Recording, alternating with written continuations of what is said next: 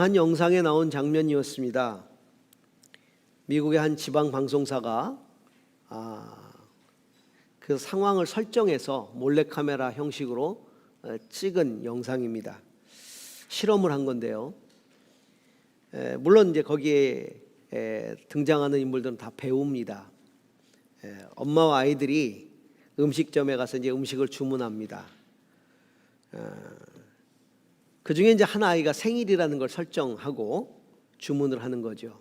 굉장히 가난한 가정으로 설정이 됐어요. 가족이 이제 돈이 없으니까 아주 적은 음식을 시켜놓고 이제 아이들과 이렇게 나눠서 배분을 해서 이제 먹이려고 그렇게 주문을 합니다. 근데 이제 생일을 맞은 아이가 자기는 생일 케이크를 먹고 싶다고 이제 칭얼거립니다. 엄마는 그 아이를 다독입니다. 그리고는 이제 아이들이 잠시 자리를 비우는 설정을 합니다. 엄마가 이제 슬픔에 잠겨 있는 거죠. 그때 그 주위에서 그것을 유심히 바라보고 있던 사람들이 다가와서 이제 사랑의 손길을 내밉니다. 어떤 분은 $20를 쥐어주고 아이들 맛있는 거 사주라고, 어떤 사람은 케이크를 사주고, 또 어떤 사람은 와서 엄마를 다독이고 그리고 위로를 해줍니다. 나중에 이제 방송사에서 그렇게 도움을 주었던 사람들에게 그게 설정이라는 걸 알려주고 나서 왜 그 가족을 도울 생각을 하게 됐는가를 묻습니다.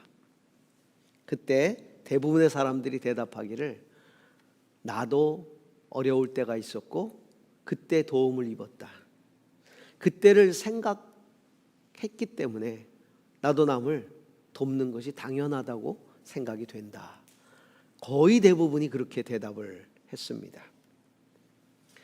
사랑을 받아본 사람이 사랑을 하고 도움을 받아본 사람이 도움을 줍니다. 위로받은 경험이 있는 사람이 남을 위로하고요, 남에게 격려를 입은 사람이 남을 격려합니다. 남을 정말 사랑하는 자식을 키워내고 싶다면 부모는 그 자식을 정말 사랑해야 합니다. 진실되고 희생적인 사원을 만들어내고 싶다면 그 회사의 상사들이 진실되고 희생적인 헌신을 해야만 합니다. 우리는 그것을 영향력이라고 이야기합니다. 영향력은 경험을 통해 확산이 됩니다. 하나님 나라는 영향력입니다. 예수님이 하나님 나라는 겨자씨와 같다, 누룩과 같다. 작은 겨자씨가 커져서 수많은 새들이 깃든다. 이 작은 누룩이 크게 팽창을 한다. 그게 하나님 나라다. 이렇게 말씀을 하셨습니다. 영향력입니다.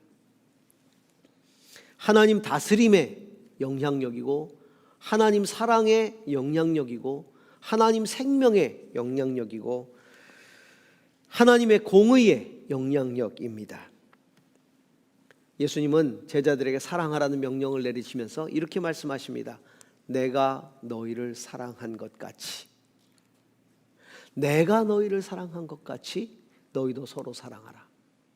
너희가 나의 사랑을 입었다면, 경험했다면 그 사랑을 실천해야 된다라고 말씀하고 있는 겁니다.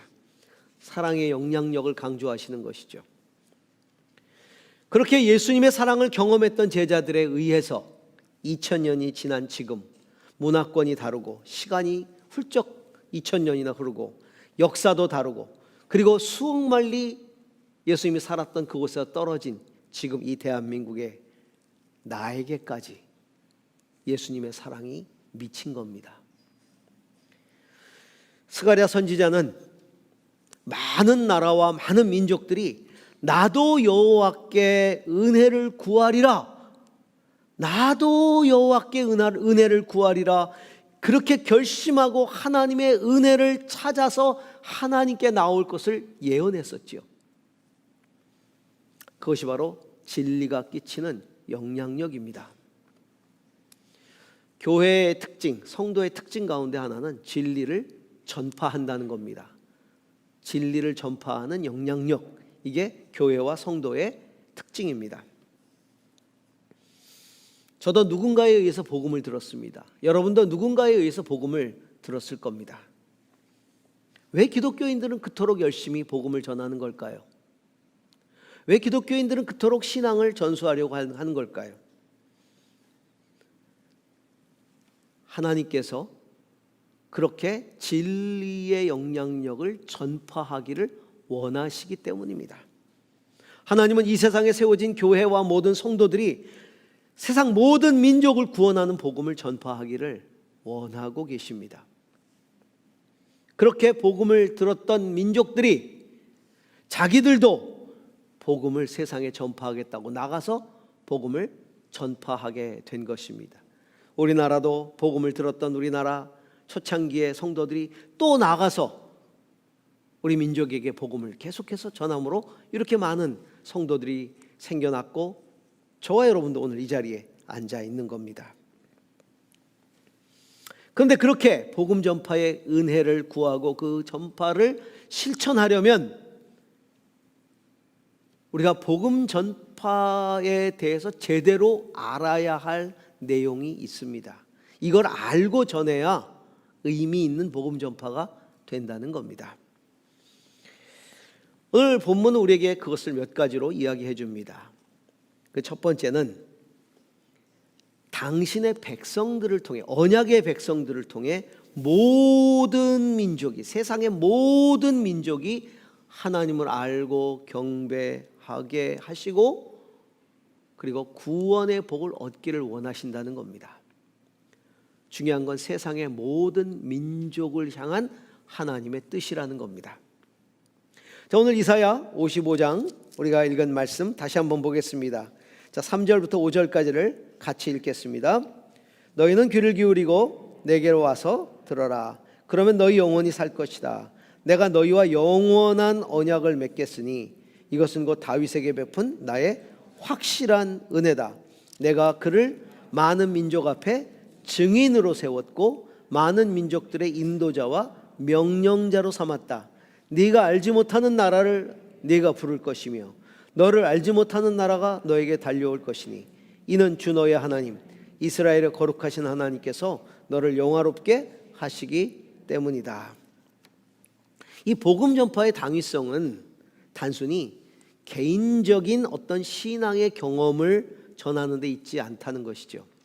물론 우리가 개인적으로 복음을 통해서 은혜를 입고 사랑을 입고 평화를 얻고 깨달음이 있어서 가까운 사람에게 이 복음을 전해줄 수 있습니다. 그런데 거기서 끝나서는 안 된다는 겁니다.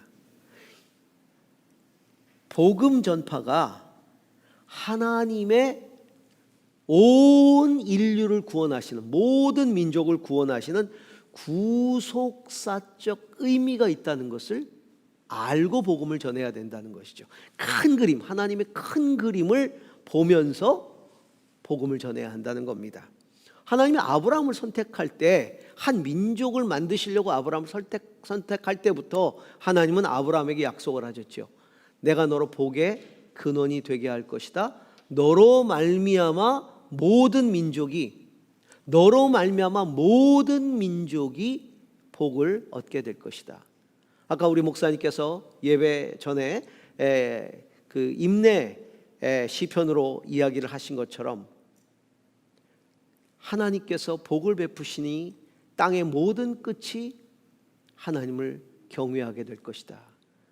너로 말미암아 네가 복의 근원이 될 것이고 너로 말미암아 모든 민족이 복을 받게 될 것이다. 그 복이 뭐라고요? 땅의 모든 끝이 여호와를 경외하게 될 것이다 라는 겁니다. 그래야, 이걸 알아야, 이 구속사적인 당위성을 알아야 단순히 내 가족, 내 이웃, 내 민족을 넘어서 모든 민족과 열방에게 복음을 전하는 당위성을 가지고 헌신하게 된다는 겁니다. 제가 청년 시절에 교회 생활을 할 때는 선교하는 일이 그렇게 흔하지 않았습니다. 지금 많은 교회가 선교를 하지만 그 당시에는 선교라는 말 자체가 교회에 거의 없었어요. 뭐 전도라는 말은 있었어요. 이웃에게 전도하고 가족에게 전도하고. 그래서 가족을 복음화시키는 걸 인가귀도라 그랬습니다.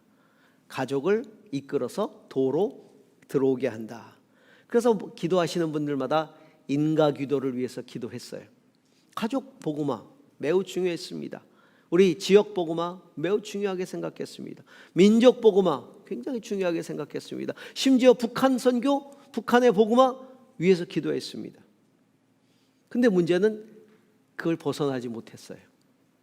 그러면서 많은 분들이 아직도 우리나라에 이렇게 많은 사람이 안 믿는데 뭘 굳이 해외까지 선교사를 보내야 되고 선교를 해야 되느냐라고 말하는 사람들이 상당히 많았습니다.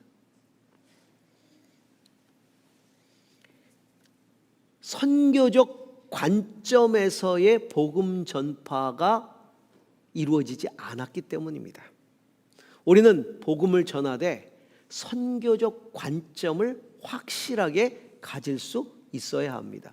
성경에서 이야기하고 있는 하나님의 큰 그림, 모든 민족이 복을 받게 하시는, 모든 민족이 하나님을 경외하게 하시는, 땅의 모든 끝이 여호와를 경외하고 나오게 하시는 하나님의 큰 그림, 비전, 그것을 우리가 보면서 복음을 전파해야 한다는 겁니다. 가까운 사람에게 복음을 먼저 전하는 것은 당연한 것입니다. 그러나 먼 데에 있는 자들도 동시에 복음을 들어야 합니다. 그래서 예수님이 성령이 임하시면 너희가 예루살렘과 온 유대와 사마리아 땅끝까지 이르러 내 증인이 될 것이다. 성령이 임하시면 예루살렘에서 시작된 복음이 땅끝까지 이것이 순간적으로 이루어질 것이라고 말씀하고 계시는 것입니다. 만약 이것이 순차적이고 시간적인 하나님의 약속이라면 아직 복음은 예루살렘을 벗어나지 못했을 겁니다. 왜? 예루살렘도 아직 복음화되지 않았으니까. 이 말씀은 전 세계적으로 동시에 성령에 의해서 이루어져야 할 복음 전파의 당위성을 이야기하고 있는 것이죠. 이게 하나님이 구원을 해가시는 방법입니다. 과정입니다. 구약시대에는 성령이 그렇게 역사하시질 않았어요. 구약시대에는 하나님의 언약의 백성들인 이스라엘을 통해 하나님이 주로 역사를 하셨기 때문에 이스라엘을 통해 순차적으로 이방 민족들에게 영향력이 끼쳐졌죠. 하지만 성령이 오신 후에는 성령의 권능으로 동시대적으로 모든 민족에게 복음이 전파되어지는 겁니다. 하나님은 이미 구약시대부터 이 그림을 가지고 계셨다는 것이죠. 오늘 본문 이사야 선지자를 통해 하신 예언도 마찬가지입니다. 주님께서 이사야 선지자를 통해 이렇게 말씀하시죠. 내가 너희와 영원한 언약을 맺겠으니 곧 다윗에게 베푼 나의 확실한 은혜다. 다윗 언약. 이 다윗의 언약은 영원하지 못했어요. 그래서 하나님께서 예레미야 선지자에게 말씀하신 것처럼 내가 이스라엘 집과 유다 집에 새 언약을 맺겠다라고 말씀하셨죠. 주님이 말씀하시는 이 예언의 언약은 새 언약을 의미합니다. 그 새 언약의 백성들을 모든 민족들 앞에 증인으로 세우겠다. 여기 증인으로 세웠다 그랬잖아. 증인으로 세웠다. 많은 민족들의 인도자와 명령자로 삼았다. 알지 못하는 나라를 네가 부를 것이고, 새 언약의 백성들이 알지 못하는 나라를 부를 것이고, 알지 못하는 나라가 너에게 달려올 것이다. 이 무슨 의미입니까? 하나님께서 다윗의 후손 예수 그리스도를 통하여 맺은 새로운 언약, 신약, 새 언약의 백성들인 교회 그리고 성도들을 만민들의 증인으로 세울 것이다. 그래서 성령이 너희에게 임하시면 너희가 권능을 받고 땅끝까지 이르러 무엇이 될 것이다? 증인이 될 것이다. 이미 구약시대에 증인으로 세울 것을 보고 계셨어요. 그래서 만민의 증인으로 세운 교회와 성도들을 통해 모든 민족들이 구원을 얻을 것인데 그들이 그 새 언약의 백성들인 교회와 성도들을 향해 달려 나올 것이고 그들이 구원을 얻게 될 것이다 라고 말씀하시는 것이죠. 그렇기 때문에 교회는 그 교회를 향해 달려오는 모든 민족들을 품어야 합니다. 우리가 모든 민족들에게 가서 교회를 세우는 이유가 여기에 있는 거예요. 교회를 세우면 그 민족들이 교회를 향해 달려오는 것이죠. 그들에게 복음을 전해야 되는 겁니다. 지금까지 주님의 제자들, 이 선교적 관점을 가졌던 주님의 제자들, 그리고 그 제자의 제자들, 그 제자의 제자의 제자들이 지속적으로 모든 민족을 품고 복음을 전했고 저와 여러분에게까지 복음이 오게 된 것입니다. 이제 우리도 온 열방으로 나가야 합니다. 우리 민족이 그래서 온 열방으로 나갔습니다. 전 세계에서 인구 대비 가장 많은 선교사를 보낸 나라, 그 민족 우리나라입니다. 교회 역사 100몇십 년밖에 되지 않지만 그러나 인구 대비로 볼 때 가장 많은 선교사를 세계에 보낸 나라, 참 놀라운 은혜지요. 복음 전파의 은혜를 구하리라 이렇게 달려온 이 민족이 진짜 복음 전파의 은혜를 사모하고 그 복음 전파의 은혜의 현장으로 나아간 것입니다. 앞으로도 우리는 계속해서 그렇게 나아가야 합니다. 선교사님들이 코로나가 확진이 돼서 본국으로 긴급하게 급하게 후송돼 가지고 비행기에 실려서 왔습니다. 그리고 사경을 헤매고 사선을 넘어 간신히 회복이 됐습니다. 그리고 의사의 이 충고에 따라서 체력을 회복하는 기간을 가졌습니다.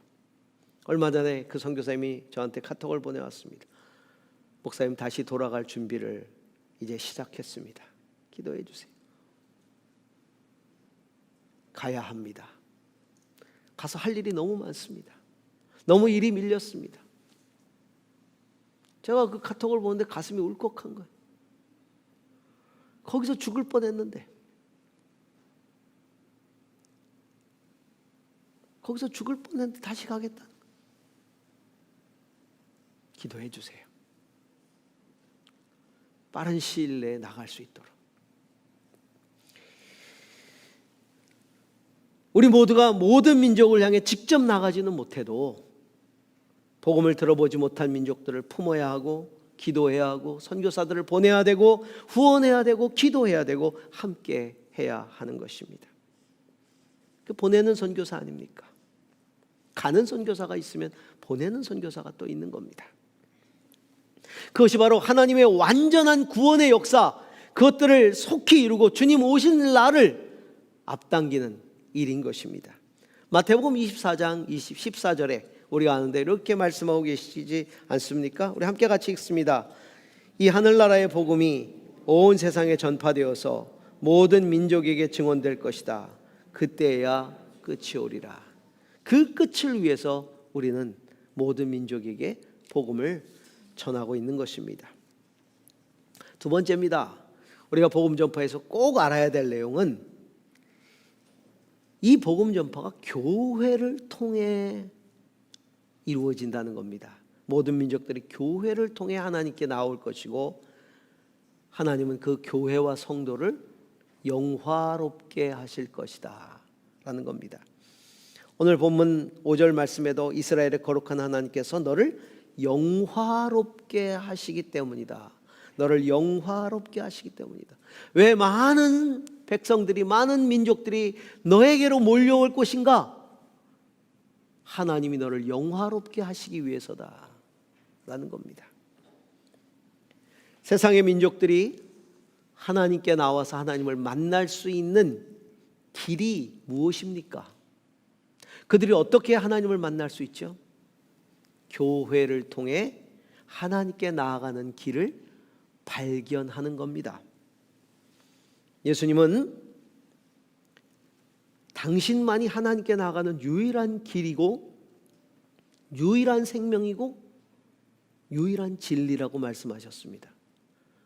당신을 통하지 않고서는 하나님 아버지께로 갈 수가 없다고 말씀하셨어요.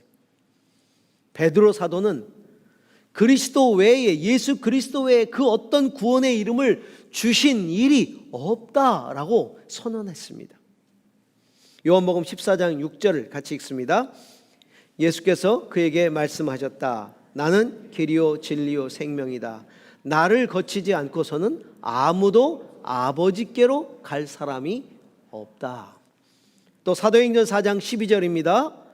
이 예수 밖에는 다른 아무에게도 구원은 없습니다. 사람들에게 주신 이름 가운데 우리가 의지하여 구원을 얻어야 할 이름은 하늘 아래 이 이름밖에 다른 이름이 없습니다. 아멘. 왜요? 예수 그리스도만이 인간의 몸을 입고 오신 하나님의 유일하신 아들이시고, 예수 그리스도만이 우리의 죄를 대신해서 십자가에 죽으시고, 예수 그리스도만이 그 죽음의 권세를 이기시고 부활하시고, 예수 그리스도만이 하나님 보좌 우편에 앉히셔서 이 세상을 다스리시고 심판하러 오실 분이기 때문입니다. 그러므로 예수 그리스도의 이름 외에는 어떠한 구원자도 있을 수가 없는 겁니다. 그런데 이 예수님을 믿고 예수님을 통해서 하나님 아버지께로 나아갈 수 있도록 하는 것이 교회입니다.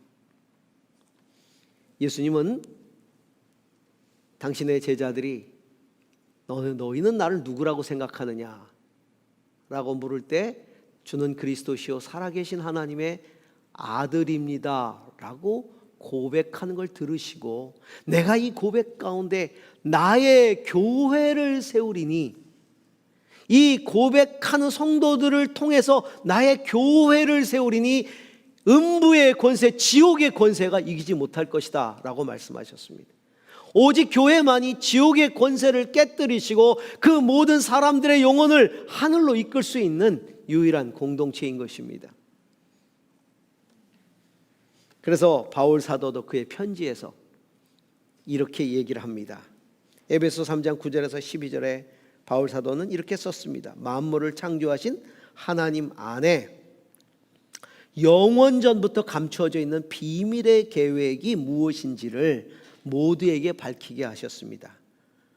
그것은 이제 교회를 통해서 그 영원 전부터 감추어진 비밀의 계획이 교회를 통해서 하늘에 있는 통치자들과 권세자들에게 갖가지 지혜를 알리시려는 것입니다. 하나님의 섭리를 모든 존재가, 하늘에 있는 존재도 다 알게 하시려는 것이다. 그것을 교회를 통해서 알게 하신다는 거예요. 하늘에 있는 존재들조차도 교회가 세워질 때까지 몰랐어요. 하나님의 그 구원 계획을. 그런데 교회가 세워지면서 하나님 교회를 통해 하실 그 놀라운 계획들을 다 알게 되었다는 것이죠. 이 일은 바로 하나님께서 우리 주 그리스도 예수 안에서 성취하신 영원한 뜻을 따른 것입니다. 하나님의 비밀 계획, 예수 그리스도 안에서 성취되어지는 하나님의 구원 계획, 그것은 우리를 그리스도를 믿음으로써 그분 안에서 확신을 가지고 담대하게 하나님께 나아갑니다. 예수 그리스도를 믿음으로써 예수님 안에서 담대하게 하나님께 나아가는 이 계획을 하나님은 교회를 통해서 알게 하셨다는 겁니다. 교회의 머리는 예수 그리스도입니다. 교회는, 성도는 예수 그리스도의 손과 발입니다. 그러므로 교회와 성도는 머리가 되신 예수 그리스도를 알게 해야 합니다. 온 민족들이 예수 그리스도를 알게 해야 되는 것이죠. 그것이 바로 복음 전파의 은혜를 알게 하는 영향력입니다. 그런 교회를 하나님은 영화롭게 하실 것이다. 오늘 이사야 선지자를 통해서 말씀하신 겁니다. 예수님도 돌아가시기 전에 자기 제자들을 위해서 중보기도 하시면서 이렇게 기도하십니다. 요한복음 17장 20절에서 22절을 봅니다. 나는 이 사람들을 위해서만 비는 것도 아니고 이 사람들의 말을 듣고 나를 믿는 사람들을 위해서도 빕니다. 제자들을 위한 기도만이 아니라 제자들을 통해 주님을 믿게 될 사람들을 위해서도 기도한다는 거예요. 아버지께서 내 안에 계시고 내가 아버지에 있는 것과 같이 그들도, 제자들도 하나가 되어서 다 우리 안에 있게 해 주십시오. 그래서 아버지께서 나를 보내셨다는 것을 세상이 믿게 해 주십시오. 나는 아버지께서 내게 주신 영광을 그들에게도 주었습니다. 그것은 우리가 하나인 것과 그들도 하나가 되게 하려는 것입니다. 교회가 진정으로 주님 안에서 하나가 돼서 하나님의 영광을 나타낼 때 하나님도 교회와 성도를 세상 가운데 영화롭게 하실 것입니다. 그때에 세상은 그 하나님의 영광을 보기 위해 나올 것입니다. 얼마나 영광스러운 모습인지, 모두가 하나 되어 주님을 경배하는 모습이 얼마나 영광스러운지 세상이 그 영광을 사모하고 나올 것입니다. 그리고는 그들도 그 영광을 경험하고 세상에 하나님의 영광을 전하려 할 것입니다. 그것이 교회의 영광이에요. 그것이 교회의 영광입니다. 그것이 성도의 영광인 것입니다. 마지막 세 번째입니다. 복음을 전하는 데 있어서 꼭 알아야 할 것은, 우리가 복음을 전할 때 복음을 전하는 데서 끝나지 말고 제자를 삼아야 한다는 겁니다. 모든 민족에게 나아가 복음을 전하고 제자를 삼을 때 그들도 제자가 되어 복음 전파를 하게 된다는 것이죠. 예수님은 온 천하에 다니며 만민에게 복음을 전파하라 이렇게 말씀하셨어요. 그리고 마태복음에는 너희는 모든 민족에게 가서 제자를 삼아 아버지와 아들과 성령의 이름으로 세례를 주고 내가 너희에게 분부한 모든 것을 가르쳐 지키게 하라. 제자를 삼으라 이렇게 말씀하셨어요. 자, 소수의 제자를 보내셨습니다. 적은 수의 제자를 보내면서 이미 예수님은요, 온 민족이 주님의 제자가 될 것을 보고 계셨어요.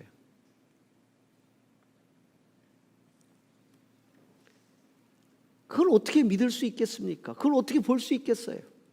지금 이 12명의 제자를 보내면서 이 제자들도 그냥 죽고 끝나버리고 복음의 불꽃이 사라지고 지금 이들을 죽이려고 하는 사람들이 기세등등해서 잡으려고 하고 너희를 보내는 것이 양을 이리떼로 보내는 것 같다 이렇게 말씀하셨는데 이게 다 잡혀 먹을까 봐 두려운 이 상황 속에서 예수님은 이미 이들이 이룰 수많은 당신의 백성들, 제자들을 보고 계셨어요. 어떻게 그것을 볼 수 있습니까? 그것이 제자 삼는 영향력이라는 걸 알고 계셨어요. 그들이 제자를 삼을 때 제자가 된 그들이 또 다른 제자를 삼을 것이고 그들이 또 다른 제자를 삼을 것이라는 것을 알고 계셨던 것이죠. 이게 더디고도 인간적으로 보면 매우 어리석은 방법 같은 이 방법을 통해 지금까지 복음이 온 세상 가운데 전해졌다는 겁니다. 고린도전서 1장 21절을 함께 보겠습니다. 하나님의 지혜에 있어서는 이 세상이 자기 지혜로 하나님을 알지 못하므로 하나님께서 전도에 미련한 것으로 믿는 자들을 구원하시기를 기뻐하셨도다. 이 전도에 미련한 것으로 세상을 구원하는 게 하나님의 지혜라는 거예요. 아무리 생각해도 이해가 안 가요. 하나님이 초자연적인 방법으로 온 세상 사람들을 단숨에 하나님을 믿게도 하실 수 있죠. 지금도 가끔은 선교지에서 초자연적인 방법들이 동원됩니다. 하나님께서 예수님을 초자연적으로 만나는 사람들이 있어요. 그래서 어느 마을이 다 주님께 돌아오기도 하고 그런 일들이 있어요. 지금도 보고되고 있어요. 선교지에서. 근데 왜 일반적으로 그런 방법을 안 쓰실까요? 하루아침에 다 복음화 시킬 수 있는데. 하나님은 당신의 사람들을 통해서 일하십니다. 그들이 전도라는 미련한 방법을 통해서 복음을 전하게 하십니다. 그것이 하나님의 방법이에요. 왜 그렇게 하시는가는 주님께 가셔서 한번 물어보세요. 왜 그렇게 하셨는지. 근데 하나님은 온 세상을 창조하시고 인간을 창조하시고 나서도 이 세상을 다스리는 권한을 인간에게 주셨거든요. 인간을 통해서 일하세요. 사도 바울은 디도서 1장 1절에서 3절에 자신의 직임을 이렇게 말합니다. 하나님의 종이요 예수 그리스도의 사도인 나 바울이 사도가 된 것은 하나님이 택하신 자들의 믿음과 경건함에 속한 진리의 지식과 영생의 소망을 위함이다. 그러니까 택하신 자들에게 이런 것들을 알게 하시려고. 자, 이 영생은 거짓이 없으신 하나님이 영원 전부터 약속하신 것인데, 영원 전부터 약속하신 이 영생, 자기 때에 자기 말씀을 전도로 나타내셨으니 이 영생의 비밀을 전도로 알게 하신다는 거예요. 이 전도는 우리 구주 하나님이 명하신 대로 내게 맡기신 것이라. 이 전도를 통해서. 또 디모데에게는 이렇게 얘기를 하죠. 디모데후서 2장 2절 같이 한번 읽어볼까요? 그대가 많은 증인을 통하여 나에게서 들은 것을 믿음직한 사람들에게 전수하십시오. 그리하면 그들이 다른 사람들을 또한 가르칠 수 있을 것입니다. 그렇게 하라는 거예요. 내가 누군가를 가르치고 그가 또 다른 사람을 가르치고 그가 또 다른 사람을 가르치고. 이렇게 교회와 성도는 모든 민족을 제자 삼음으로 복음을 전파해야 합니다. 이것이 복음 전파 은혜의 지속성입니다. 그렇게 하나님의 나라는 지금까지 이 땅에 확장되어 왔고 종국적으로 주님이 다시 오셔서 완성하실 겁니다.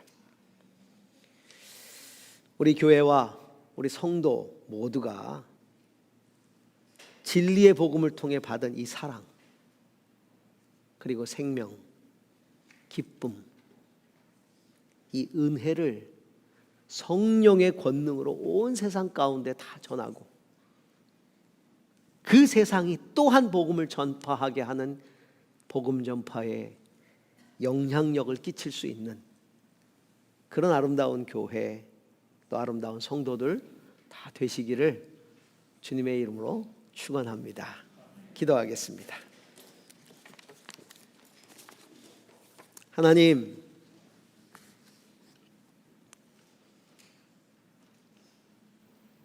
지금 제 자신을 깊이 생각해 보면 2000년 전의 그 복음이 어찌 지금 나에게 이렇게 다가와 구원받은 성도가 되었는지 그 은혜에 감사하고 감격할 뿐입니다. 목숨을 걸고 복음 전파에 영향력을 끼쳤던 사도들, 그리고 그 제자들, 그 제자들의 제자들, 그리고 나에게까지 이제 나를 통해 그 복음이 아직도 복음을 듣지 못한 민족들에게 나아가기를 원합니다. 주여 사용하여 주시옵소서. 예수님 이름으로 기도합니다. 아멘.